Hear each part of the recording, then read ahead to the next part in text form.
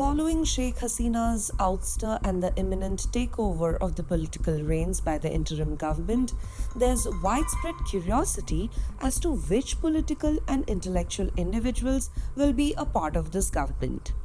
Meanwhile, Bangladesh student protest coordinators in a Facebook video released early this morning have called for the formation of a new interim government with Nobel Peace Laureate Muhammad Yunus as its chief advisor, according to news agency Reuters. Who is Yunus and why is he an important person in Bangladeshi political arena? Dr. Muhammad Yunus, the 83-year-old Nobel laureate and acclaimed economist, has recently found himself at the center of a significant legal and political storm in Bangladesh earlier this year. Known globally for his pioneering work in microcredit through the Grameen Bank, Yunus has been sentenced to 6 months in prison on charges related to labor law violations. This ruling, delivered on the 1st of January 2024, was seen by many as a politically motivated move coming just days before Bangladesh's general election.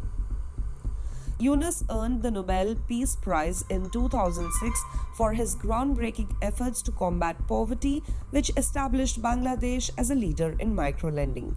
His work through Grameen Bank has transformed millions of lives by providing small loans to the poor, fostering economic self-reliance and entrepreneurship.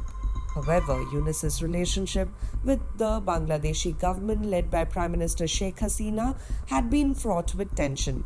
Since Hasina's administration took power in 2008, he has faced a series of legal challenges and controversies.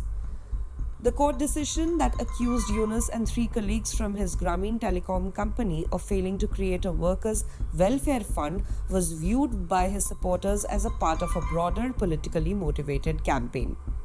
Yunus's disputes with the government date back to 2007 when he announced plans to form a political party while Hasina was imprisoned under a military-backed regime. The tension further escalated in 2011 when he was removed as managing director of Grameen Bank on charges of violating retirement regulations. In subsequent years, he faced accusations of receiving funds without government approval, including his Nobel Prize award. Despite these challenges, Yunus has remained a vocal advocate for his social business ventures and has continued to critique the government's handling of his case. In August last year, more than 170 global leaders, including former US President Barack Obama and former UN Secretary General Ban Ki-moon, publicly called on Hasina to suspend legal proceedings against Yunus, citing concerns about fairness and political motivations. As Yunus serves his sentence, the international community watches closely as clamors for him being included in the interim government grow.